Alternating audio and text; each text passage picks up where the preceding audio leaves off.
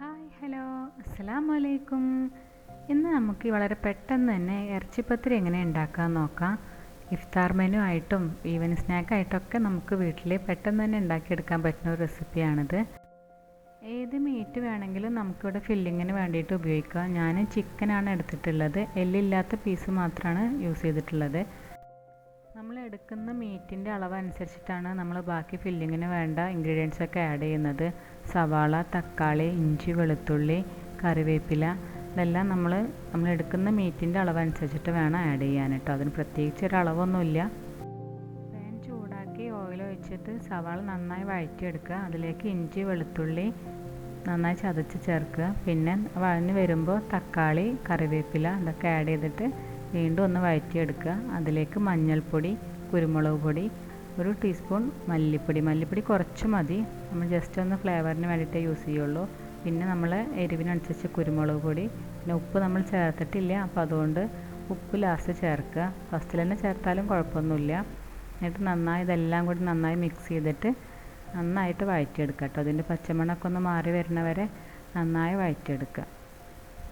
ഇതിലേക്ക് ഉപ്പ്, മഞ്ഞൾപ്പൊടി, കുരുമുളക് ഇവ മൂന്നും ചേർത്ത് വേവിച്ച് വെച്ച ചിക്കൻ ഒന്ന് കൈ വെച്ചൊന്ന് പൊടിച്ച ശേഷം അതും കൂടി ചേർത്ത് ഇളക്കുക കേട്ടോ. എങ്ങനെയാണ് ഇനി ഫ്രൈ ചെയ്യാൻ നോക്കാം. നമുക്ക് ബ്രെഡ് ക്രംസോ അല്ലെങ്കിൽ റസ്കോ യൂസ് ചെയ്യാം. ഞാനൊരു റസ്ക്കാണ് എടുത്തിട്ടുള്ളത്, എൻ്റെ ഫേവറേറ്റ് അതാണ്. പത്തിരി ഉണ്ടാക്കാൻ മൈദയാണ് ഉപയോഗിച്ചിട്ടുള്ളത്. സാധാരണ ചപ്പാത്തിയൊക്കെ കുഴക്കുന്ന പോലെ വെള്ളവും ഉപ്പും ആഡ് ചെയ്തിട്ട് നന്നായി മാവ് കുഴച്ചെടുക്കുക.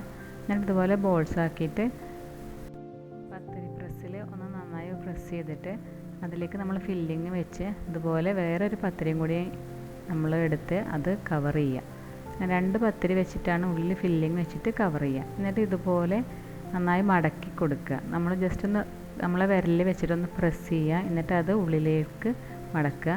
വീണ്ടും ഒന്ന് പ്രസ് ചെയ്യുക, എന്നിട്ട് അത് ഉള്ളിലേക്ക് മടക്കുക. അങ്ങനെ അത് മുടഞ്ഞെടുക്കുക. കാണുമ്പോൾ തന്നെ നല്ല ഭംഗിയാണ്. നമുക്ക് ഇങ്ങനെ ലോക്ക് ചെയ്യണം, ഇല്ലാന്നുണ്ടെങ്കിൽ നമ്മളെ മസാലയൊക്കെ പുറത്ത് വരും. ഇനി ഇതുപോലെ ചെയ്യാൻ ബുദ്ധിമുട്ടാണെങ്കിൽ ഫോർക്ക് ഉപയോഗിച്ചിട്ട് ജസ്റ്റ് എല്ലാ ഭാഗവും ഒന്ന് ലോക്ക് ചെയ്ത് കൊടുത്താൽ മതി. അല്ലെങ്കിൽ ഓയിലിടുമ്പോൾ നമ്മൾ ഫില്ലിങ്ങൊക്കെ പുറത്ത് വരും. ഇനി ഇത് ഒന്ന് കോട്ട് ചെയ്തിട്ട് നമുക്ക് ഫ്രൈ ചെയ്തെടുക്കാം. അതിന് ഉപ്പ്, കുരുമുളക്, എഗ്ഗ് കൂടി മിക്സ് ചെയ്ത് വെച്ച ബാറ്ററിൽ ഒന്ന് ഡിപ്പ് ചെയ്യുക. എന്നിട്ട് നേരെ റസ്ക് പൗഡറിൽ ഒന്ന് ഡിപ്പ് ചെയ്തിട്ട് ഇതാണ് ഇതിൻ്റെ കോട്ടിങ്. ഇതാണ് ശരിക്കും ടേസ്റ്റ് നമുക്ക് ഈ ഇറച്ചിപ്പത്തിരിക്ക്. അതിന് ശേഷം നമുക്ക് ഓയിലിട്ടിട്ട് ഫ്രൈ ചെയ്തെടുക്കാം കേട്ടോ. ഞാൻ സൺഫ്ലവർ ഓയിലാണ് യൂസ് ചെയ്തിട്ടുള്ളത്. കോക്കനട്ട് ഓയിലാകുമ്പോൾ അതിൻ്റെ ഒരു ഫ്ലേവർ ഉണ്ടാവും, എന്നാലും കുഴപ്പമൊന്നുമില്ല. എന്നിട്ട് 2 വശം ഒരു ഗോൾഡൻ ബ്രൗൺ നിറാവുന്നത് വരെ നമുക്ക് നന്നായി ഫ്രൈ ചെയ്തെടുക്കാം കേട്ടോ. അപ്പോൾ ഇതാ സൂപ്പർ ടേസ്റ്റി ഇറച്ചിപ്പത്തിരി റെഡി ആയിട്ടുണ്ട്. കാണാൻ മാത്രമല്ല കഴിക്കാനും നല്ല ടേസ്റ്റാണ്. ഇഫ്താർ മെനു ആയിട്ടൊക്കെ നമുക്ക് വീട്ടിലുണ്ടാക്കാൻ പറ്റിയ നല്ലൊരു റെസിപ്പിയാണിത് കേട്ടോ. വീഡിയോ ഇഷ്ടപ്പെടുകയാണെന്നുണ്ടെങ്കിൽ ചാനൽ ഒന്ന് സബ്സ്ക്രൈബ് ചെയ്ത് സപ്പോർട്ട് ചെയ്യണേ. Thank you.